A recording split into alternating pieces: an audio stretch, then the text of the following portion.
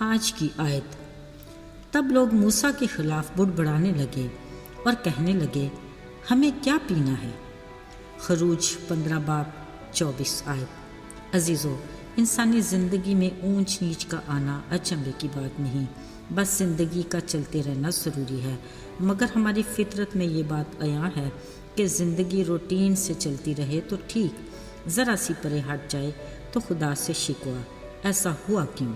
اصل میں تو ہم خدا کی دی ہوئی برکات کو اپنا حق سمجھتے ہیں، اور بدلے میں ہمارا فرض کیا ہے اس کا تو کوئی ذکر ہی نہیں، نہ دینے والے سے وفاداری اور نہ ہی شکر گزاری۔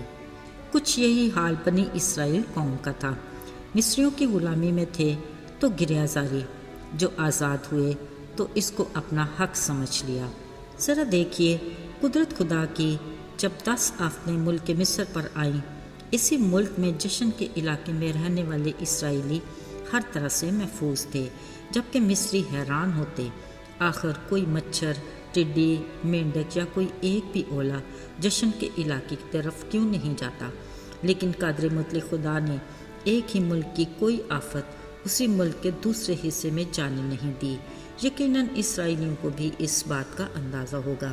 بالآخر جب خدا کا ٹھہرایا وقت آیا، اسرائیلی قوم بڑی دھوم دھام اور خوشی شادمانی سے مصر کی غلامی سے نکلے۔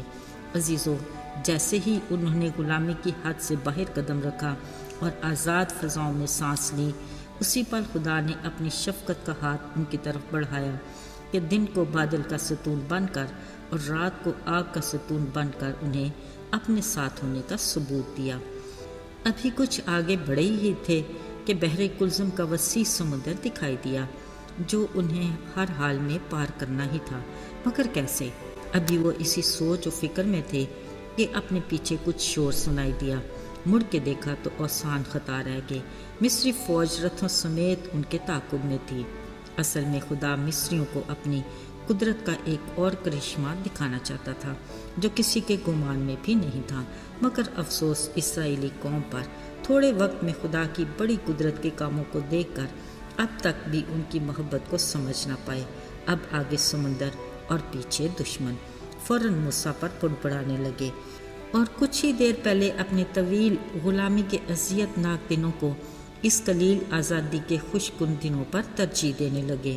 موسیٰ خود بھی اس قوم کے بدلتے رویے پر حیران ہوا، مگر خداوند نے اس سے کہا سمندر کی طرف اپنے ہاتھ کو بڑھا۔ جیسے ہی اس نے ہاتھ بڑھایا، پوربی ہواؤں نے پانی 2 حصے کر کے بیچ خشک راستہ بنا دیا۔ واہ قدرت خدا کی! یوں اسرائیلی قوم دونوں طرح پانی کی دیواروں کے بیچ اچھلتے کودتے خدا کے فضل سے سلامتی سے پار ہو گئے۔ مگر جیسے ہی مصری فوج رتھوں سمیت آگے بڑھے، خدا نے موسیٰ کو پھر کہا کہ سمندر کی طرف اپنے ہاتھ کو بڑھا۔ سمندر اسی پل اپنی اصلی قوت پر آ گیا، اور خدا نے بیچ سمندر مصریوں کو تہہ و بالا کر دیا۔ عزیزو، اس انہونی پر تو خداوند خدا کی حمد و ثنا کرنا بنتی ہی ہے۔ سو ہارون کی بہن مریم نے دف ہاتھ میں لیا اور سب عورتیں ناچتی اس کے پیچھے چلنے لگیں۔ انہوں نے یہ گیت گایا کہ خداوند کی حمد و ثنا گاؤ، کیونکہ وہ جلال کے ساتھ فتح مند ہوا۔ اس نے گھوڑے کو اس کے سوار سمیت سمندر میں ڈال دیا ہے۔ یوں موسیٰ کی رہنمائی میں خوشی سے جھومتا قافلہ آگے بڑھا۔ بیابان میں 3 دن کی مسافت تک انہیں کوئی پانی کا چشمہ نہ ملا۔ مارا کے مقام پر پھر جو ملا، اس کا پانی ایسا کڑوا تھا کہ پی نہ سکے۔ یوں پھر سے اپنی پرانی ڈگر پر چلتے، موسیٰ پر بڑبڑانے کی ایک اور وجہ ان کے ہاتھ آ گئی۔ بیچارہ موسیٰ لوگوں کی بڑبڑاہٹ کو اپنی فریاد میں بدل کر خدا کے حضور پیش کر دیتا۔ پانی تو بہرحال پینا ہی تھا، سو خدا نے موسیٰ کو ایک پیڑ دکھایا، جس کو اس کڑوے پانی کے چشمے میں ڈالنے سے کڑواہٹ مٹھاس میں بدل گئی۔ اس موقع پر خدا نے انہیں کہا، میرے آئین اور احکام سنو اور ان پر عمل کرو، تو میں تمہیں ہر بلا سے محفوظ رکھوں گا۔ عزیزو، ہماری زندگی میں بھی روزمرہ معمول کے مطابق چلتے کبھی ایسا موڑ آ جاتا ہے جو ہمارے کڑوے پن کو جنم دیتا ہے۔ مثلاً کوئی ناکامی، مایوسی، بیماری، تنگ دستی، مجبوری یا کچھ اور، جو ہمارے بڑبڑانے کی وجہ بھی بن جاتا ہے۔ یاد رہے خدا ہم میں کڑواہٹ کے رویے کو پسند نہیں کرتا، وہ ہماری اس خصلت کو مٹھاس میں تبدیل کرنا چاہتا ہے۔